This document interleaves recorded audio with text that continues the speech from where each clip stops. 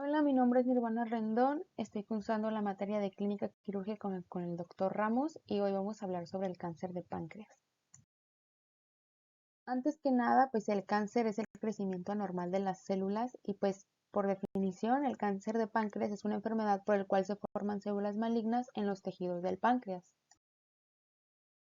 Como epidemiología tenemos que en las últimas 2 décadas se ha duplicado el número anual de el cáncer de páncreas diagnosticados en el mundo, ya que en el 2017 hubo 441 casos de cáncer de páncreas en todo el mundo, en comparación con 196,000 casos en el año de 1990.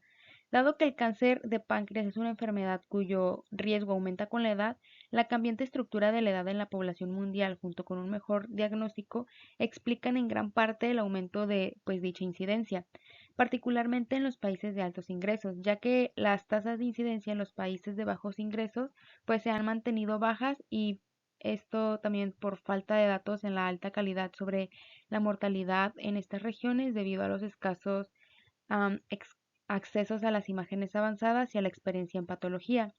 El riesgo de muerte por este cáncer aumenta espectacularmente con la edad, desde menos de 2 muertes por 100,000 personas al año en un rango de edad de 35 a 38 años en Estados Unidos y hasta más de 90 muertes en 100,000 personas al año en personas de edad de entre mayores de 80 años.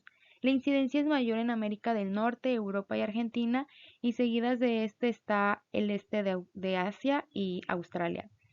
Las tasas de supervivencia del cáncer de páncreas siguen siendo bajas a pesar de las mejoras de la supervivencia general a 5 años, y las tasas de supervivencia se atribuyen en parte al estadio avanzado en el momento del diagnóstico, ya que en la mayoría de los casos, solo el 20% de los pacientes presentan una enfermedad de un estadio temprano y rescatable quirúrgicamente. Entre los pacientes sometidos a resección quirúrgica, la tasa de supervivencia es de 5 años entre el 15 y el 25% aproximadamente de los pacientes. Vamos a tener diversos factores de riesgo, entre estos están los modificables y no los modificables, y dentro de los no modificables va a estar la edad, que en el 90% de los casos de este cáncer se da en personas mayores de 55 años. El sexo, ya que es más probable en hombres que en mujeres, y la raza afroamericana tiene mayor probabilidad de padecer este tipo de cáncer. El hemotipo se dice que tiene un mayor riesgo los del grupo A, B y AB que el grupo O, y la genética, ya que en el 80% de los casos se debe a mutaciones esporádicas y la probabilidad aumenta hasta 34 veces más cuando existen 3 o más familiares de primer grado con cáncer de páncreas. También la diabetes es un factor de riesgo, ya que la hiperglucemia y la resistencia a la insulina precede al diagnóstico de cáncer de páncreas. En los riesgos modificables, tenemos el tabaquismo, que esto otorga un 74% de riesgo de padecer este tipo de cáncer, el consumo de alcohol, que en personas que beben más de 30 gramos por día, la obesidad y así también la poca actividad física. Cabe mencionar que el 90% de los cánceres de páncreas son adenocarcinomas y el 10% son de tipo endocrinos o insulinomas. El páncreas se divide en 3 regiones, que es la cabeza, el cuerpo y la cola, y esto nos sirve para saber la localización del tumor y así escoger el mejor tratamiento para el paciente. Los tipos de cáncer pancreático se dividen en los tumores exócrinos y los tumores endocrinos. En el caso de los exócrinos, entra el adenocarcinoma, que es el más frecuente, y comienza a desarrollarse en los conductos del páncreas. Y si se comienza a desarrollar ahí, ya se denomina un adenocarcinoma ductal. Es menos común si el tumor comienza a desarrollarse en los acinos, pero en este caso se denominaría adenocarcinoma acinar.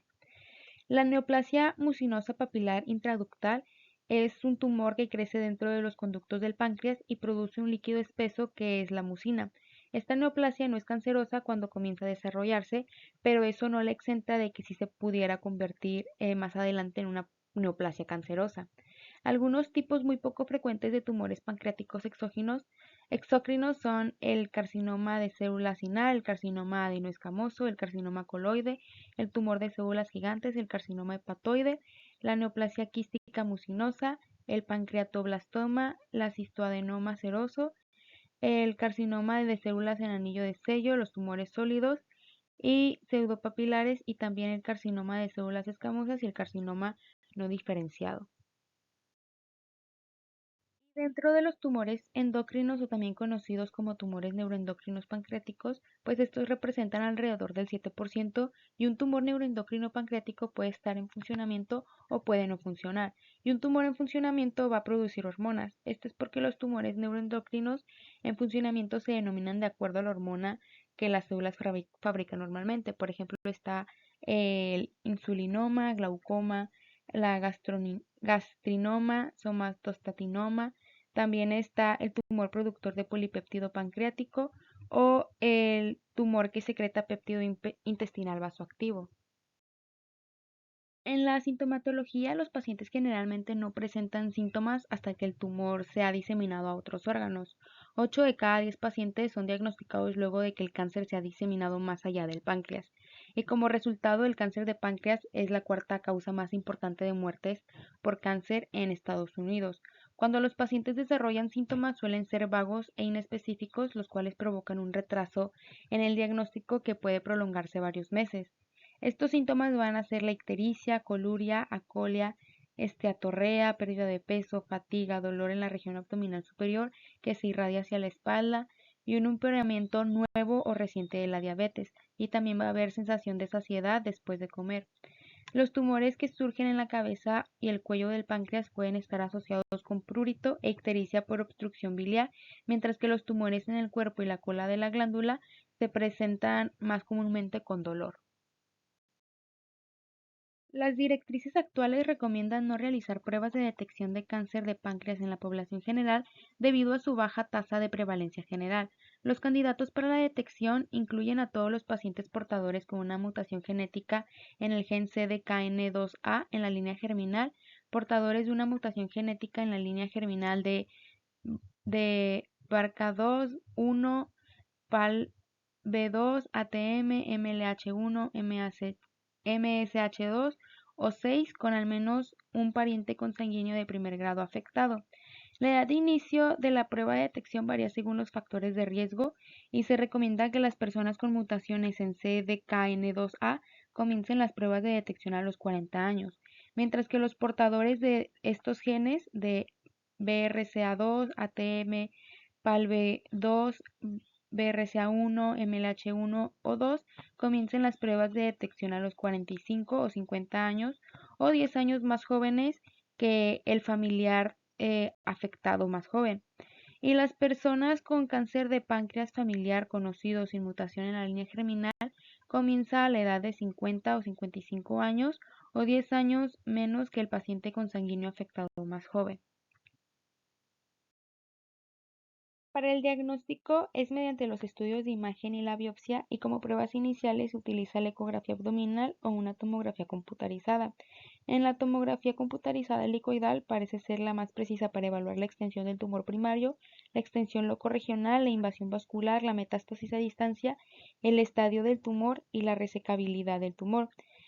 Esta se complementa con la ultrasonografía endoscópica y es precisa para evaluar el tamaño del tumor, el grado de afección vascular y la afección a ganglios linfáticos.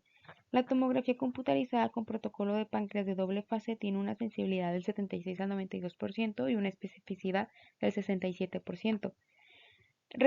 Históricamente, una tomografía computarizada ha demostrado mayor precisión que la angiografía para demostrar la afección tumoral de los principales vasos peripancreáticos.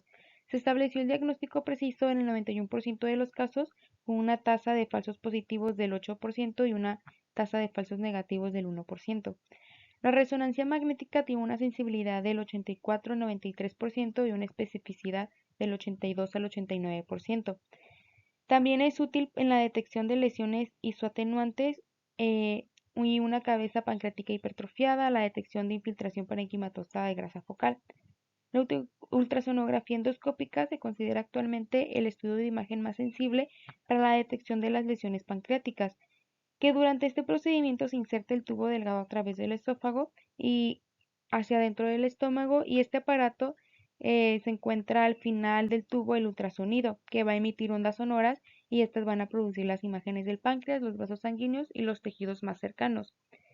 La ultrasonografía endoscópica armónica con contraste dinámico tuvo una alta precisión para diferenciar entre los tumores pancreáticos malignos y los benignos, con una sensibilidad del 93% y una especificidad del 84%.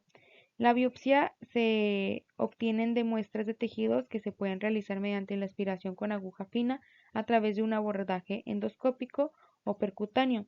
Múltiples sociedades internacionales prefieren un enfoque guiado con endoscopio debido a una mejor precisión diagnóstica y un menor riesgo de infección.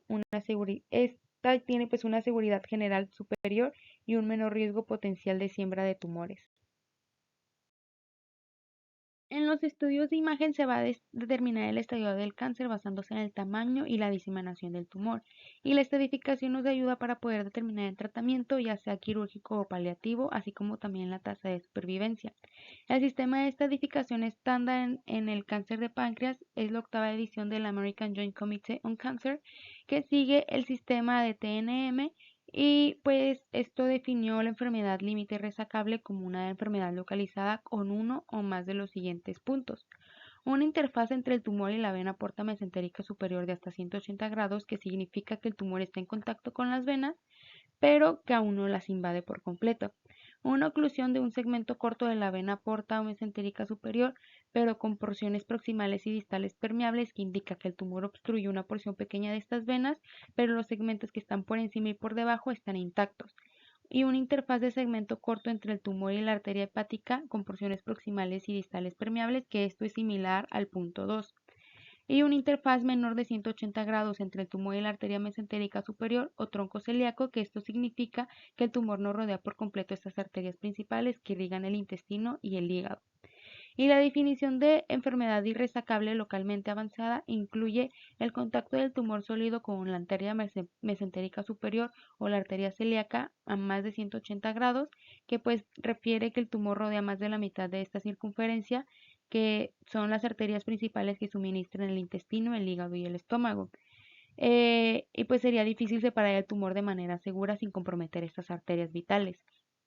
También el contacto del cuerpo o la cola pancreática con la arteria celíaca y la afección aórtica, que indica que el tumor se extiende desde la cola o el cuerpo hasta la arteria celíaca que nace de la aorta abdominal, y pues esto va a imposibilitar la resección completa del páncreas. También la vena mesentérica superior o la vena porta irreconstruible debido a una afección u oclusión del tumor, que pues esta se refiere a que si el tumor las invade y las obstruye completamente, es imposible reconstruirlas de manera segura durante la cirugía.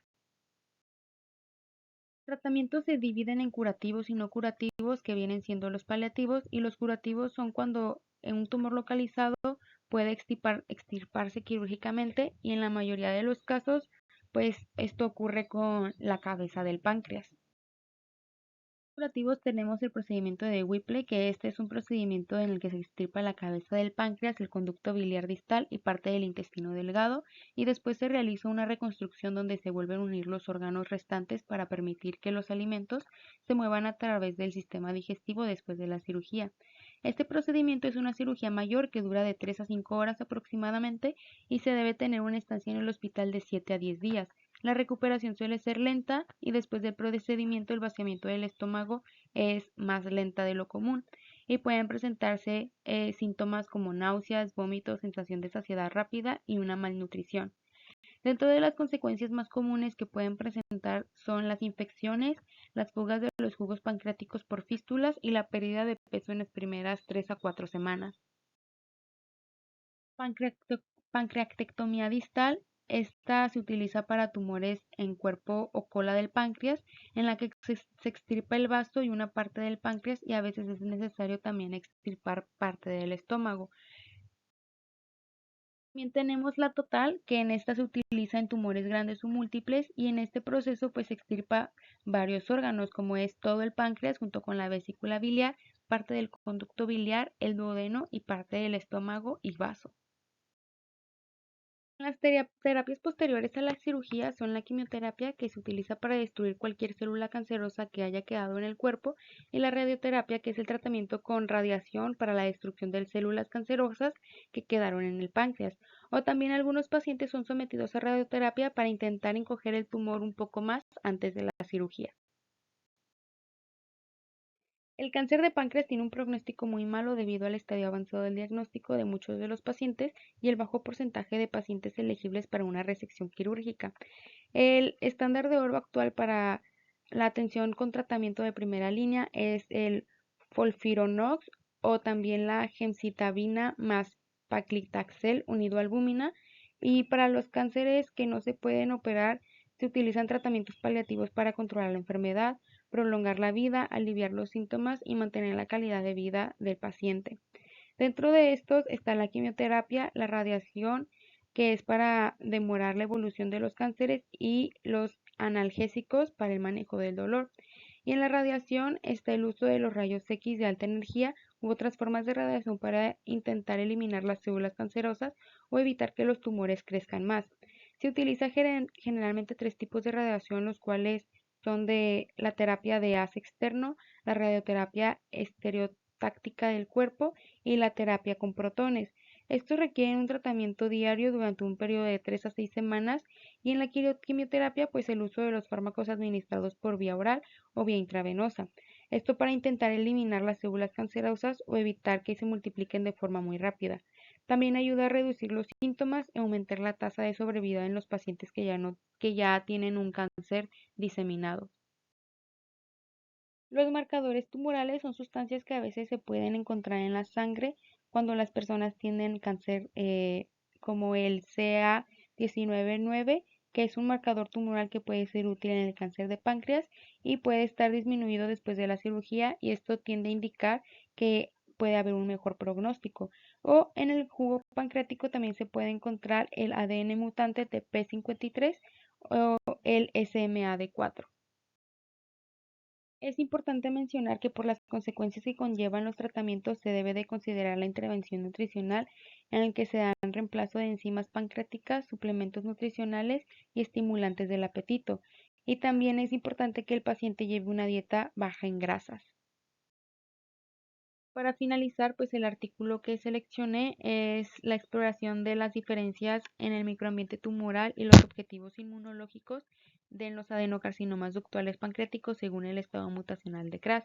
Este es un artículo del año 2024, en el que se menciona que el adenocarcinoma ductal pancreático es uno de los cánceres más mortales, con una tasa de supervivencia general de 5 años en el 11% de los pacientes.